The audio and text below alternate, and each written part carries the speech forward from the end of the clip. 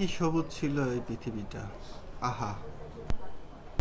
যে গাড়ির আবিষ্কারটা করলো আর এই তেলের ব্যবহার পৃথিবী শুরু করে পৃথিবী এত আগিয়ে গেল, সেখানে আমরা বাঙালি লবণের দাম বাড়লে যেভাবে সিরিয়াল দিয়ে লবণ কিনেছি, এবার তো তেল কোনোভাবেই ছাড়া যাবে না। আহা বাঙালি! যে মোটরসাইকেল চালায় তেল ভরতো আর শেষ হওয়ার অপেক্ষায় থাকতো যে শেষ হওয়ার আগে ভরবো, সে এখন তার খাটের নিচে তেল মজুত করে। এই হলো আমরা, সেই জাতি। আহা বাঙালি! যে চিলে কান নিয়ে গেছে, কানে হাত না দিয়ে চিলের পিছনে ছুটতে হবে। যথেষ্ট তেল আছে, আমাদের তেলে কোনো ঘাটতি নেই। আমরা তেল উৎপাদন করি, আমরা বাইরের থেকে তেল এখনো পাচ্ছি। কিন্তু এই যে সিরিয়াল, আহা সিরিয়াল কি যে মজা, বাসার নিচে নিয়ে রাখতে হবে। এই মজার অধ্যায় যে কবে শেষ হবে আর বাঙালি কবে শিক্ষিত হবে জানি না, সভ্য হবে কবে।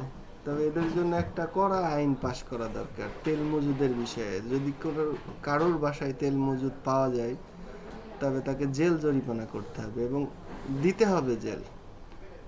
এতে কিছু সভ্যতা অন্তত আনা যেতে পারে। আর এর থেকেও বড় বিষয় হলো যে তেল পাম্পের যারা আছে তাদের সঙ্গে কথা বলে বুঝতে পারলাম যে মানুষ এখন তেল নিয়ে যে বাসায় মজুদি করছে, এটা শিওর। এখন চিরুনি অভিযান চালানো উচিত এবং আইডি কার্ড দিয়ে তেল নিবে, সেই তেল কিভাবে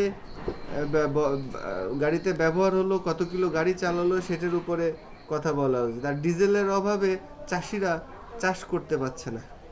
যদি ডিজেলের অভাবে ধান কাটতে না পারে, চাষ করতে না পারে, তো খাদ্য না পাইলে আপনি গাড়ি চালায় করবেন কি ভাই?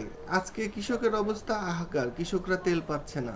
আর শুনলাম অনেকেই নিউজ চ্যানেলরাও আছেন যারা ড্রাম ভরে ভরে নিয়ে যেয়ে তাদের অফিসে রেখে দিয়েছেন যে আমাদের তো টিভি চ্যানেল চালানো লাগবে।